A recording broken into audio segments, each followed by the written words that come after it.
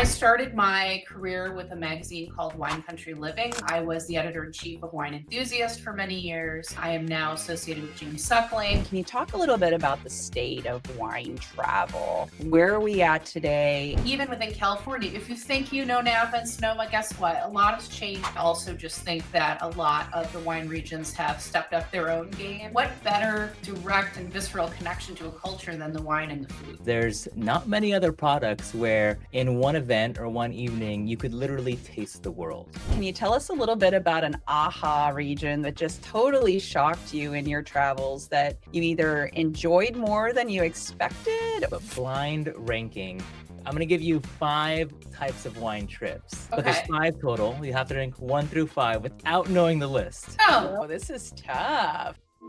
Welcome to the Share the Lord podcast by J. Lord Vineyards and Wines, where we take you behind the scenes over a glass of wine. Let's uncork and dive in. How do you plan the perfect wine trip? Well, I think there's plenty of folks who are professionals in this area. We're thrilled today to be meeting with Susan Kostrava, who has a wealth of experience of traveling to not only great destinations that might seem far-fetched and exotic to folks, but also tips on traveling in our own backyard and what a wine experience might mean if you're traveling with a significant other or a group of friends. Yeah, in today's conversation with Susan, my biggest takeaway was that there are so many different ways to not only taste and enjoy food and wine, but also be active and really experience kind of the culture along with it. Rhonda, what were some of the major takeaways for you? I think just being open minded about what wine travel could look like, being flexible that it doesn't necessarily need to be 2 weeks. It could be 4 days just to whet your appetite. Doesn't necessarily need to be all about wine tasting back to back. You could integrate either culture or activities into that experience. And finally, there's a lot of great ways to travel without breaking the bank. She gave us some great tips in terms of how to plan ahead and maybe travel in the off Mhm. season. So it was a great session, and I learned a lot still, even being in the industry for 20 years now. So looking forward to my next trip as well. Yeah, and again, my name is Josh Baldovino. I'm the marketing manager here at JLore, sitting alongside Rhonda Motil, our VP of marketing. And let's jump straight into the episode. Well, Susan, thanks so much for jumping on the show with us today. thank you for having me. I'm excited to talk about this awesome topic.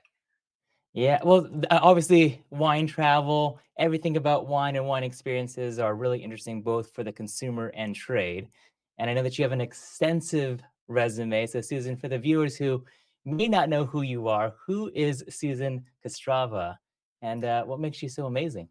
That's sort of an existential question, but I'll answer that directly, which is I'm a wine journalist, educator. I'm a former magazine editor and publishing and content strategist. So, I've been in the wine space for a good 20 plus years, mainly on the writing, journalistic, and publishing side. But I've been a journalist, travel journalist for even longer than that. So, kind of a jack of many trades, but mainly wine.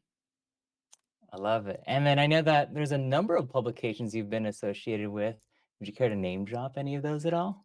Sure. I started my career with a magazine called Wine Country Living, which people in the Bay Area may remember. It was a TV show and a wine lifestyle publication. I was the editor in chief of Wine Enthusiast for many years. I am now associated with James Suckling. I do an interview series for him. I've written for Food and Wine and other publications. So, yeah. So amazing publications that you've been part of, fun experiences. I can't imagine not only just the trade trips you've been on and the different wine regions you've visited, but Rhonda, I'm gonna let you take it away first. What's the first question you have for Susan? Sure, sure. Well, Susan, we're just thrilled to have you on our show today. And I know our paths crossed a little over 15 years ago when I was just getting into the wine industry as well. And you visited me in Monterey as the previous executive director of the Monterey Vintners and Growers Association. One of my primary jobs at that time was to really build brand awareness that there was a travel region in Monterey and help build up the infrastructure around just not only the wine centers and tasting rooms, but really exposing folks to the wealth of things that there was to do in Monterey. So I'd love to fast forward since we met about 15 years ago to today. Can you talk a little bit about the state of wine travel? Where are we at today? And in your vision, what has changed since you began your career in this space?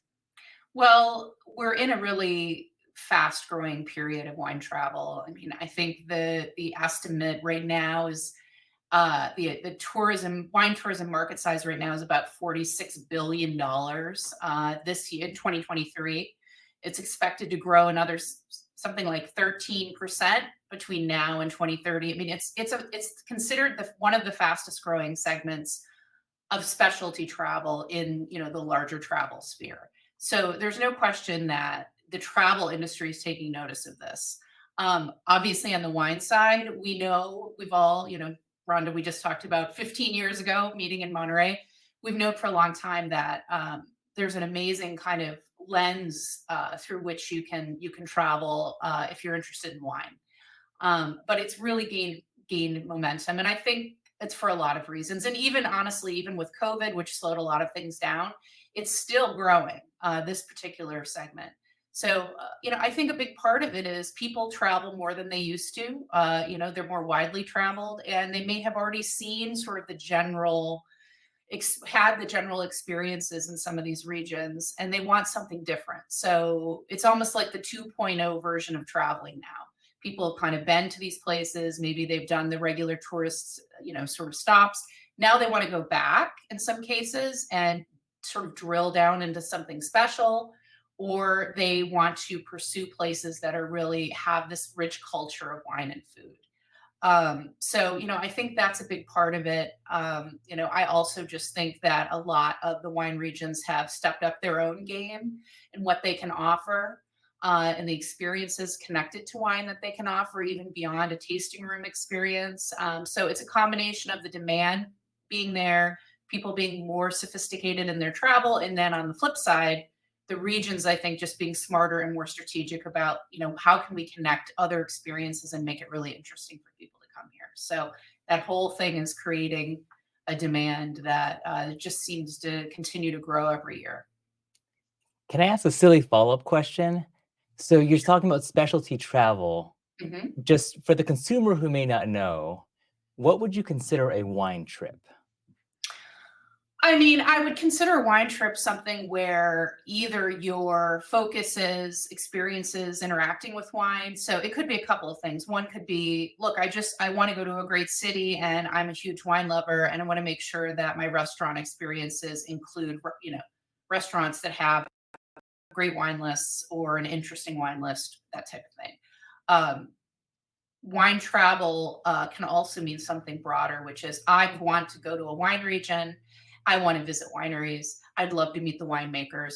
I want to walk in the vineyards. To me, it's just a more full immersion in the world of wine, and maybe more in-person experiences interacting with a wine region and the industry there and the people behind the wineries, that type of thing.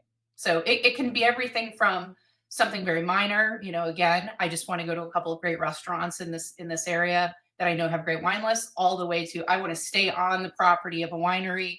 I want to meet the people who, are working at the winery or in the vineyards. I want to, even up to I'd like to go and participate in a harvest. I mean, there are those opportunities too for consumers who really want to get involved. So it kind of runs the gamut. Yeah.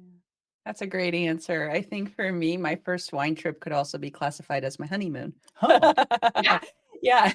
And that's kind of what really exposed me, into wine and wine travel beyond where we live in California. So we went to Tuscany and, Mhm. at the time I was in high tech. And so just exploring, okay, what do I love? And at the time, my fiance and now husband, what can we enjoy mhm. as we're taking like a rare 2 weeks away. And so Mhm. wine travel ended up, I got the bug in my late 20s and have loved it ever since. Was this It's before or after MCVGA? This was before Okay. MCBGA. Yeah, I was in the technology industry doing high tech marketing before that. And wine was just a way to take a break from that and Yeah. just explore a little bit more of the creative side and really enjoy the nuances of food and wine and seeing new sights. So yeah, I love your response, but it can be anything. It can be a honeymoon. It can be a girls' getaway, for a week. It could be a A lot of milestone that. birthday. Yeah. It's funny that you bring that up because my honeymoon also was a similar story where before I was in wine, I was a travel writer. So obviously I was already kind of going and seeing places, but we went to the Loire Valley and we cycled. So it was a similar thing where actually the original plan was we just want to do a cycling trip, but then it was like, whoa, but we could do it in the Loire and we can taste Sancerre and we can see all these beautiful chateaux. And, it was like a full package. And that I think was my first wine trip as well and really got me hooked because I was like, this is so perfect. I mean, there were just so many aspects to it that were so fun and enlightening. And so, yeah, that was the Great. beginning of my bug too.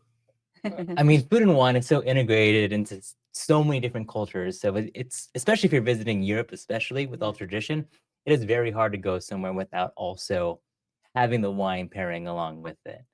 Well, Um, and I would just add, and we might get into this later, but what better kind of direct and visceral connection to a culture than the wine and the food? mhm, I think it's just like such an easy, translatable, accessible gateway into knowing a place. yeah, Regardless of what your interests and background, anything, you can go to a place, sit down, taste the wine, walk in a vineyard, eat the food, and you're suddenly, you just are so much more closely connected to the world of that place. And I think that's part of why this kind of travel is so appealing to people. And again, it can be everything from just sitting down and eating local food to y- really sophisticated, again, in the vineyard with a winemaker, et cetera. You can choose how deep you want to go into the technicality of it, but I just think it's such a great way to experience another place and another culture. Mhm. yeah. One thing that's really interesting about wine is there's not many other products where in one event or one evening you could literally taste the world. Right, so Yeah. we can go to New World in California, Napa and Paso, Monterey. You can then have some things from Europe and the old world, and you can do all of that. Yeah. And if you're at a food and wine event, there's also food paired with it. And if you really enjoyed something, then you say, hey, well, we should go on a trip and explore that more. Yeah. Yeah. And it's a very interesting, very blessed Yeah. thing to do. And you But can bring it home with you, I yeah, mean, you can whether you start by tasting and then go to the place or you go to the place, taste, whatever, you can bring that back with you. I mean, I do that all the time when I travel. Will take certain bottles of wine that meant something to me and I'll open them at home later and it's like, "Oh, it takes me right back." I recreate that whole experience at home and that's so much fun and that's pretty amazing too. Oh, I totally agree. So one of the larger wineries that my husband and I visited while in Tuscany, every time we see that winery mhm, and the wine name on a wine list or, at a wine shop, we still smile. 25 years later, we're like, "Oh my gosh," it kind of like brings you back to Back. that moment. So, I think that there's very few sort of integrated travel experiences that kind of do that. Yeah. Exactly. Yeah. We've all referenced some really great wine regions. Can you tell us a little bit about an aha region that just totally shocked you in your travels that you either enjoyed more than you expected or you just learned so much through that travel experience? I mean, it's so funny a question like that. It's sort of like choosing your favorite book, your favorite bottle of wine. I've been really lucky to have a lot of really surprising wine travel experiences, a lot of great ones. But I would say South Africa for me was one of those places that before I had been, I'd always, you have these certain perceptions of what it's going to be like, what it's going to look like. It's just so stunning there. And I don't know if you've had the opportunity to go, but I just think the wines are so fantastic. I learned so much initially in going there and didn't realize, the long history of winemaking they had had. And the beauty of the vineyards and just the entire package of being there to me was really an eye opener and really wonderful and surprising. So I'll never forget that first trip. And I've been many times since. I've been lucky to say I've continued to go, but definitely that was one of them. Um, I have to mention Greece as well. I actually just came off of a trip that I'm working with a tour operator. I'm starting to arrange, where I'm co-hosting wine trips and wine travel. So this is perfect timing for things that I'm working on. And we went to Crete. So that's another area, Greece in general, I think people associate, as they should, with beautiful beaches and islands, and forget that there's a pretty bustling and very historic wine culture there. So that's another one that I think people might not always connect with the idea of going to a wine region to tour. Well, Greece is another one that I think is really worth checking out. So Okay, two great tips. I mean, as we're talking about tips, run me through what are the essentials for a wine trip? How much time do you think you need? How do you even start the planning process? Where's the best itineraries to find, etc.? I mean, I think you have to start. You have to be really clear with yourself about what kind of experience you sort of want. So before you get into planning how long and where and what, really think about, what are you looking for? Are you looking for something that is super luxury? Do you want everything taken care of for you? Are you looking for something a little more authentic? I mean, that's obviously true of any travel you do. Also, how geeky do you want to get? Like, do you really, if you really want to drill down heavily into learning about the wines, that could impact the time that you spend there, the kinds of things that you do. So I think it's just, what do you want to get out of it? And remembering, you can always, in many cases, you can go back, because I think we'll talk maybe a little more about that later, but people get really excited and they pack so much into their itinerary, and that can actually be that can be a really tough way to experience a wine region if you are trying to do 5 winery visits a day or something kind of unattainable. So I think, just again, starting out first, what kind of experience do I want? Am I okay, with it being kind of more down to earth and sort of I'm handling a lot of the details, or do I want it all taken care of? And then from there, what kind of it, how much of my experience will be wine, and how much of it will be kind of wine adjacent or cultural. Some people go to a wine region and they just want to taste. That's what they're there for.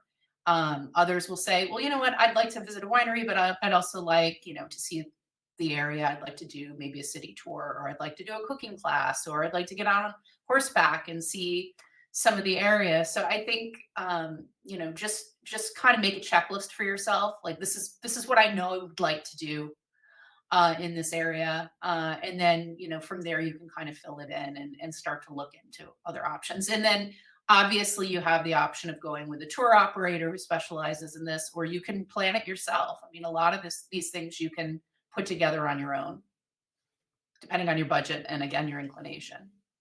Okay, okay. That's great. Well, speaking of budget, then I think that, some folks who love to travel might think that a wine trip is just totally out of their reach. It's just totally expensive, or it does need to be a bucket item, bucket list Mhm. item for them. Do you have any tips for folks who might be on a budget but want to start getting their feet wet in wine travel? Sure. The first thing is, you can consider renting a house, an Airbnb. Obviously there are options of doing luxury hotel stays, and those are wonderful. And there certainly are plenty of amazing places like that in most of the known wine regions. But if you want to cut down on your lodging, you can consider renting, your own place. And I know lots of people who do that. So that's one way. Traveling off season, and I was going to mention this before because I think there are a lot of benefits that can come with traveling in a slower season in a wine region. It's really tempting, of course, to go in the middle of summer or go in these beautiful, the months of sunny, warm months to these places, but also understanding the prices are going to be higher. It'll be harder to get into places, and you probably have less interaction maybe with the people behind the brands, behind the wineries. So I'd consider looking at off season, which would be, sort of earlier spring, later fall. Again, I just came back from Greece. October was fantastic, beautiful time to be in those wine regions, and really quite quiet. So that's another consideration. Look into that. And then, even in the outings that you plan, remember that, of course, everybody has their checklists. When you think of the Napas and the Bordeaux's and Tuscany, et cetera, the Michelin star restaurants, the chef-driven restaurants, of course, we all want to do that. But consider some of the local restaurants as well. Maybe it's a local bar or a bistro. A lot of times that's, by the way, where the winemakers go. So you can kind of sprinkle that in too. Don't think you just need to do the full checklist of, whatever you've seen written up. There's probably a lot of great experiences to be had in dining out to more local spots, and that can be a little bit more wallet friendly as well. So those are just a couple of ways to do it, and that's true even of booking flights. Of course, looking to the off season, you'll probably find a better deal on flying if you're doing April as opposed to July. So, Great tips. So as you think about planning for, say, next year, right? It's the end of 2024 right now. I want to plan my trip. Obviously, you can find great food, find great wine wherever you go. But I want to go a little more personal, Susan. What's been the most unique or maybe kind of different wine trip experience have you had? Has there been some excursion or some type of activity that the cycling was very interesting? Has there been other things like that that maybe stand out to you? yeah, I mean, I had an amazing trip to Mendoza, Argentina, some years ago. I was doing some tasting down there, and the trip organizers did this really cool thing where we actually got in a van. We didn't know where we were going, and they took us to this sort of horse ranch in the foothills of the Andes. And the horse ranch also had, they were growing some wine there. So there were some vines there. But we got on horseback, we rode around, we came back, we tasted wine. They had an asado, they had the open fire, pit with all the meats. It was just, to me, I'll never forget it. It was a full package moment, with wine and food, of course, as the focus. But I think for me, and I think for a lot of wine travelers, the wine, of course, is a focus, but there's so many other things that are connected to that lifestyle that you're going to be looking for. And for me, getting on the horseback and seeing the country around and just riding with some Actually, the funny story of this is two of the people that we were riding with were, I believe, on the Argentine polo team. So somehow I ended up with them. Let's put it this way: I know how to ride a horse, but I am not a polo player. So at one point they shot ahead, and my horse decided to go with them. So I had quite an exciting afternoon before I came back and drank wine and maybe had an extra glass of that after that. Um, but yeah, I think just being, for me, those are the experiences, and also being open to trying things like that on these trips, whether it's a hike or getting on horseback or any of these sort of active adventures. Rana, have you had any runaway horse wine experiences? Nothing as dramatic or as wild as that, but I can't wait to read your book, Susan, about all your travels. You probably have multiple chapters on all these unique regions and experiences. That's great. Yeah, yeah. Well, coming off the Greece trip, tell me a little bit more about that. I know that a lot of your past travels and efforts have been in dealing with trade and industry travel and then writing for consumers. This was one of your first experiences actually leading, a travel destination experience. Tell me a little bit about what got you into that and what that experience looked like for the guests. Well, I mean, definitely wine and travel, the intersection of those things, as I said, it's a long time sort of interest of mine. I started out as a travel writer, shifted into working in the wine space. When I was an editor enthusiast, we launched, an annual wine travel list. So I've been interested in kind of filling that need for consumers for a long time.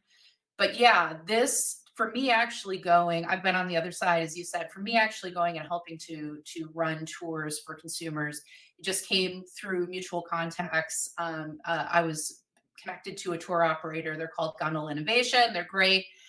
He's a chef.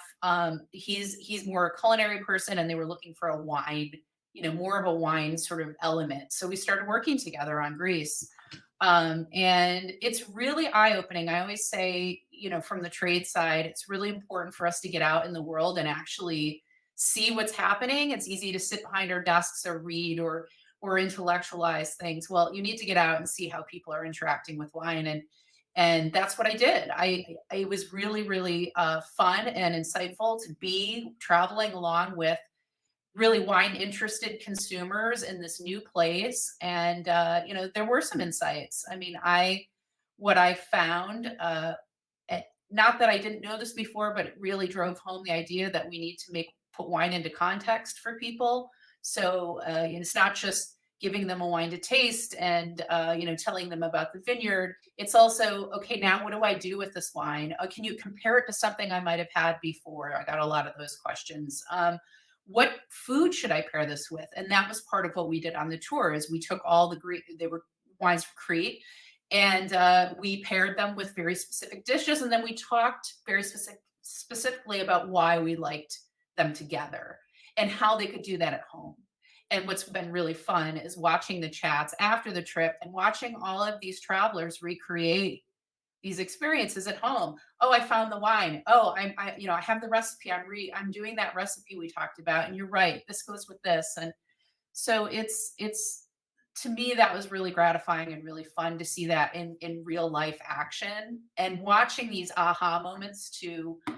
Was another thing that was really fun as we visited wineries, and the consumers interacted with the winemakers, with the people who owned, the families who own these vineyards.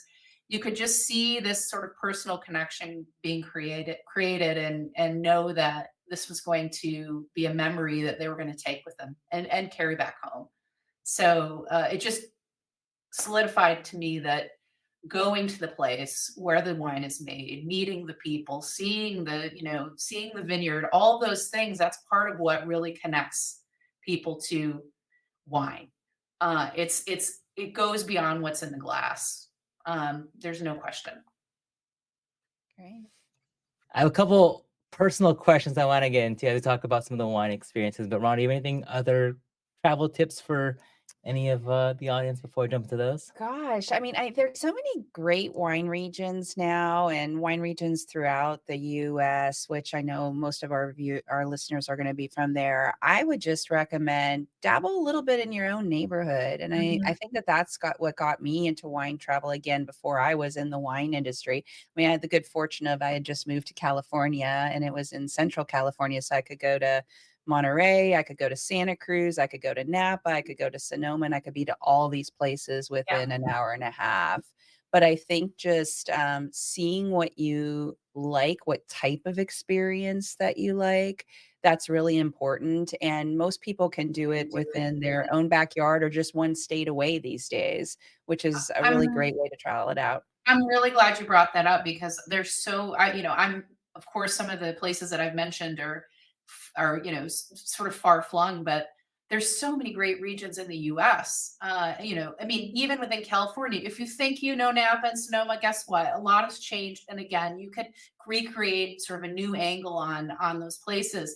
I love the Central Coast. I mean, that was one of the areas. Paso Robles was one of the trips I had listed that I wanted to mention, because to me, it's just such a cool culture of wine, great wine. Just that I feel like there's that sort of cowboy country element that I just love.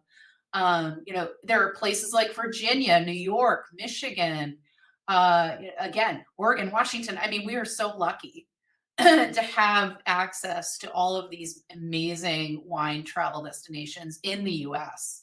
So Mhm. you could spend your whole life just doing that. And again, visiting places multiple times, not just visiting once and saying, well, I've kind of done that.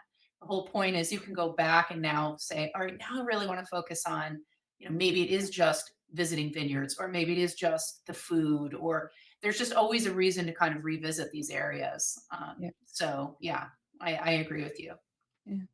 And that info is way more accessible than ever before too, obviously, with journalists like yourself publishing amazing articles, and then you have social media that makes it very easy both just to watch videos and pictures and Mhm. see firsthand other people's experience in that region. You Hmm. can almost experience it first virtually and then actually go to it, and then, Yeah, of course, taste it for yourself before you even have to leave the chair. Yeah. Yeah. it's true. It's very true. Okay, so a couple personal questions that I wanna play with, totally off scripted, but, let's have a little bit of fun.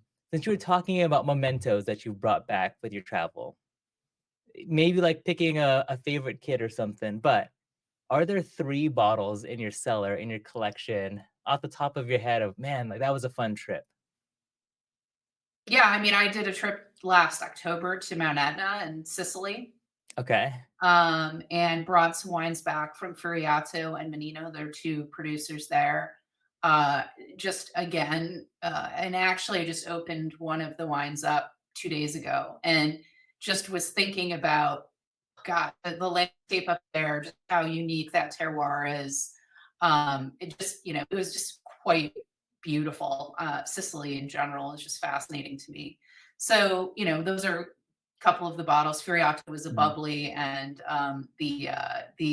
was was an Atna Red, Miradabla. And so, other than that, definitely, I spent some time in Champagne some years back. I remember bringing those bottles back. Oh my God, what a trip!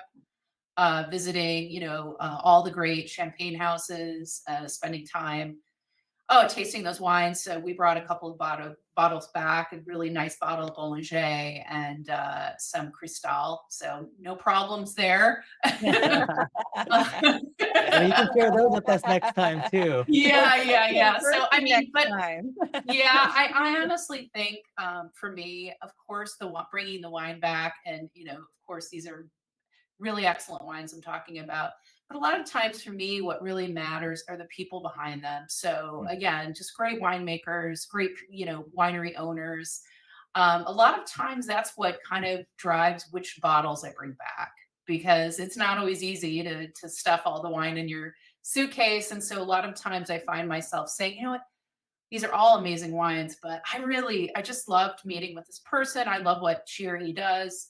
I'm going to take this back so that I can remember them and remember what they do and what this winery stands for, when I get home. So yeah, it's always, I never have enough room in my suitcase. I'm always like, I should have brought another bag, but Okay, the other off script question that I have for you. This has kind of been trending on social media, but blind ranking things. So I'm gonna give you 5 types of wine trips, and without knowing the list, I'll say one, and you'll have to put in a ranking for it. So I'm gonna give you 5 types of wine trips, and then would you say, okay, off the bat, this is rank number 2, and I'll give you another one, and then you can say, I don't like that one as much. This is 4. But there's okay. 5 total. You have to rank 1 through 5 without knowing the list. Oh, Whoa, this is tough. And then okay. at Well, the end of it, I'll let you correct it. But just for fun, let's see how you would pull these through, okay? I love it. I love it. Okay. all Okay. right. So the first type of wine trip Uh-huh. would be a wine cruise. And this was 1 through 5, you 1 said? through 5, 1 being the best. This is your personal preference. Blind. Probably 5 for me. I'm not a big cruise person, but Okay. I know, I'm just gonna say on the side, there are some amazing wine cruises. This is another thing that people should look into. What you might have considered to be a wine cruise 15 years ago has changed a lot. There's some pretty cool ones now, but Yeah. I'm gonna say 5 just because generally I'm not a cruise person. Okay, that is Good. fair. Okay. The next one would be a wine road trip. So you're driving to different destinations each day. Hmm, I kinda like that. I'd say 3 on that one. All right, so we got 5 and I like 3 having covered. that flexibility. That's kind of fun. Uh-huh. Okay. Uh, Going primarily for a marquee wine and food event. Oh. Probably 4. Okay. Okay. Uh-huh. I think I know. I have a feeling I can get the sense of what kind of travel you like now. Um, let's go a surf or ski wine trip. I mean, I like that idea. Something like active, that could Uh-huh. be 1 or 2 for me. We gotta Okay. pick one, Susan. We gotta All pick right. one. Let's call it 2, and we'll see what this last one is, and I'll leave. You're a gambler. You're kind of like I am a a gambler, gambler. right? I love it. Yeah. Surprise! It's another wine cruise. Oh, no. All right, the last one would be in this case, with the two ladies, a girls' wine trip. Yeah, sure, that's a good one. I'll take a 1 on that. See, Yeah. little your gamble played off. Would you change now that we have it, right? You have your girls' trip as one, your active surf or ski wine trip as two. Three, I think we had was that the food and wine event, I Yeah. think. Mhm. Mhm. Um, road trip was no, it was three was road trip, four was a food and wine event, five was the cruise. Would you change that order at all? I actually would only change 1 and 2. I would probably do 1 for me would be like the ski, wine, Mhm, or and then 2 would be like a friends and sisters trip. I Yeah. love that idea. And I actually think people are doing a lot more of that. Of course, they're still traveling with significant others, but a lot of these wine and food trips I'm seeing, people are getting their friends together and doing it. It's really fun. So I actually would say, that's number 2 for me, but on the at the top there. Rhonda, for you on that list, what would be your 1 and 5 just from that list? Ooh, that's tough. I'm not as adventurous as you, Susan. I think you put me on a horse or surfing. That might not end so well. So I need to put that one a little bit lower.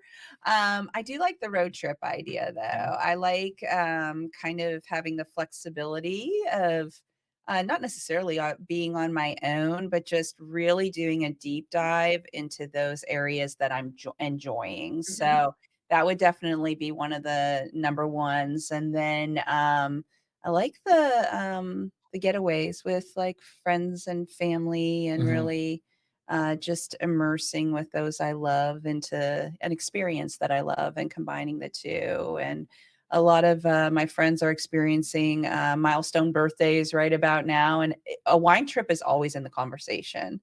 oh, yeah. Whereas before, I think, some folks a group of 4 ladies might have never thought that that could be accessible or they wouldn't do mhm. that.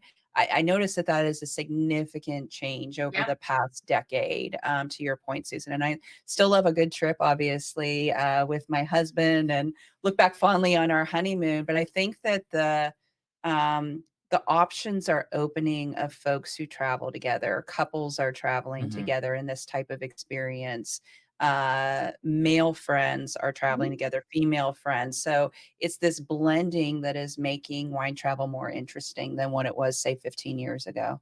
mhm, mhm. Yeah, for me on this list, I would very much also like you, Susan, probably put that active ski, snowboard, at least in my case. Although if I bet if I change it to a golf one, There you maybe you would go. There you change go. it, Golf or Rhonda. tennis, I'm in. Golf or tennis, I can do. No, this is the thing though. This is what I'm talking about. You're seeing a lot more of that.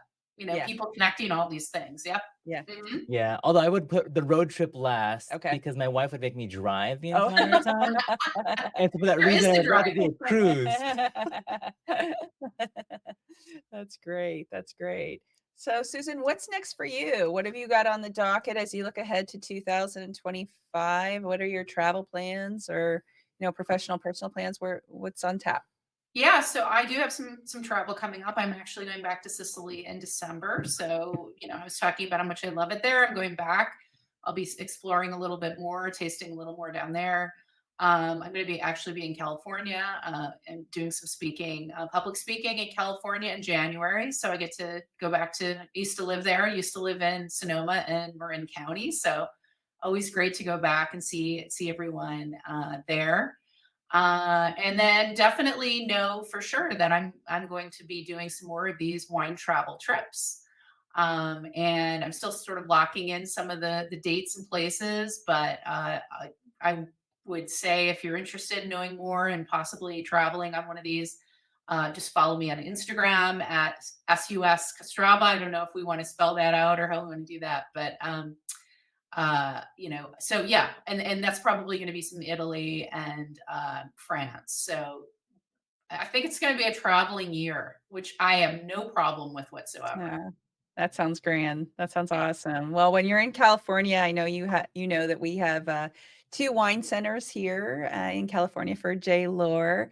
One of them is where we're recording from, and that's in San Jose, California. So, for you or our listeners, it's a perfect urban setting. It's we don't necessarily have vineyards right by where that location is, but it's the perfect spot for someone who wants to get a little educated on wine, have a great experience, and just kind of whet their appetite for something where they have a little bit more time to travel. And then our second tasting experience would be our wine center in Paso Robles. I know you've mentioned Paso a couple of times. It is just burgeoning as a wine region with so many different options. And we've recently renovated that wine center.